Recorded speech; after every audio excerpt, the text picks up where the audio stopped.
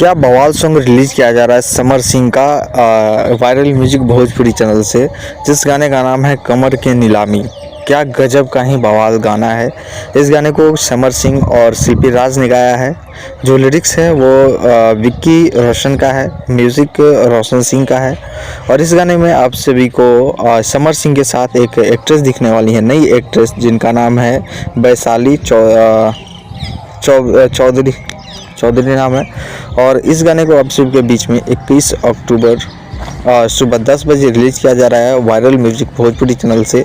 बहुत ही बवाल और लेटेस्ट सॉन्ग है, तो आप इस गाना को ज़रूर देखिएगा।